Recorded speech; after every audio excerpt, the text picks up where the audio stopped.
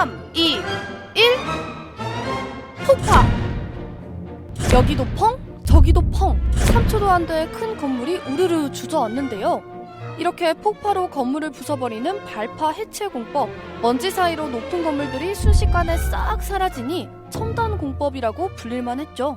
재건축을 위해 폭파 철거되는 아파트입니다. 폭파 철거는 해체 작업 가운데서도 가장 고도의 기술이 요구되는 방법입니다. 최근 부산에서 영국 기술진의 도움으로 4층 건물을 철거했습니다. 90년대 들어서 건물이 노후화하기 시작했고 당시 폭파 공법이 효과적이라며 주목받기 시작했죠. 외국 기술 도입 이후 자체 개발에도 불타는 의지를 보였는데요. 건물에 설치한 폭약을 터뜨려 순식간에 무너뜨리는 이 첨단 공법은 선진국에서는 이미 보편화되어 있는 기술이지만 국내에서는 아직 초보 단계에 머물고 있습니다. 어떠한 내세울 만한 어떤 공법은 없다고 보는 것이 좋을 것 같습니다. 재래식 공법과는 달리 공사 기간이나 비용을 크게 줄일 수 있고 공사장의 피해를 최소화할 수 있다는 것이 이 기술의 장점입니다. 당시 건축계에선 주목을 받았던 공법인 만큼 화제도 많이 됐는데요. 발파 해체 연구를 위한 세미나도 열렸죠. 드넓은 곳에서만 발파됐냐고요? 도심 지역에서도 자주 사용됐는데요. 대표적인 철거는 남산 외인 아파트입니다. 남산의 경관을 해친다는 이유로 해체가 결정됐는데요. 당시 명당에서 지켜보려고 발파 시간에 맞춰 시민들이 몰렸고 환호까지 나올 정도였죠. 이번에는 좀 시원한 소식 한 가지 전해드립니다. 서울 여의도에 자리한 옛 라이프 그룹 사옥이 단 5초 만에 주저앉았습니다. 최대 규모 폭파 해체의 기록을 세웠던 현장엔 1시간 전부터 북새통을 잃었고 올림픽 도로에 차를 멈추고 지켜보는 사람들도 많았어요. 방송사들도 앞다퉈 생중계했고요. 90년대 중후반부터 드문드문 발파 해체가 진행됐는데요. 점차 사회적으로 위험한 공법으로 인식되기 시작했고 이런 이유로 대기업들이 발파 해체 사업을 포기했습니다. 사고 위험도 밀려나게 된 이유 중 하나였어요. 2011년 성남시에선 안전시설을 제대로 갖추지 않아 인근 건물 간판이 찢어지고 주택에 금이 가는 등 그 피해가 막대했어요. 도심에선 2018년 인천 미추홀구의 공장과 성남시 옛 한국가스공사 사옥 해체가 마지막이라고 해요. 그 이후로는 도심에서 발파식 공법 철거를 볼 수 없었죠.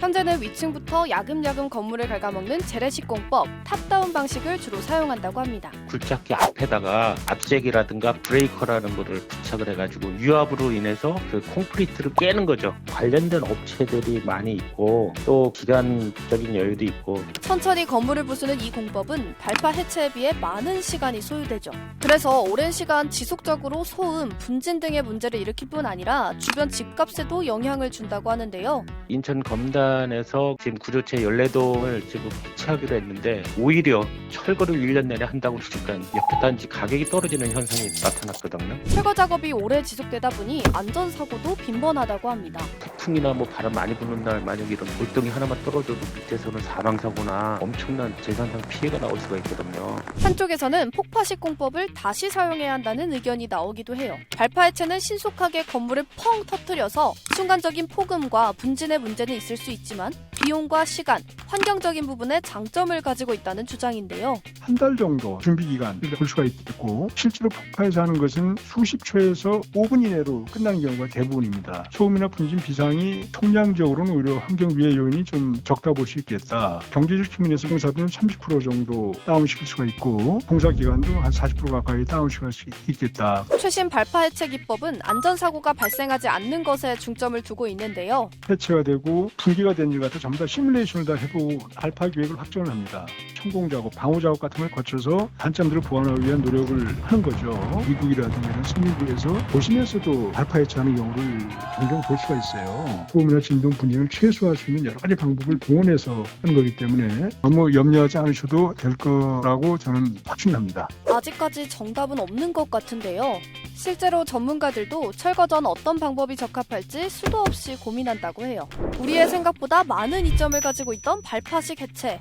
이 녀석 겉모습은 굉장히 파격적일 수 있지만 내막은 그렇지 않을 수도 있겠네요. 여러분 기억에 남는 발파 해체 장면이 있다면 댓글로 남겨주세요. 이 영상을 제작한 안나비입니다. 지금 구독 버튼을 누르면 매일 새로운 프렘 영상을 놓치지 않고 볼 수 있어요. 좋아요 버튼도 잊지 마세요.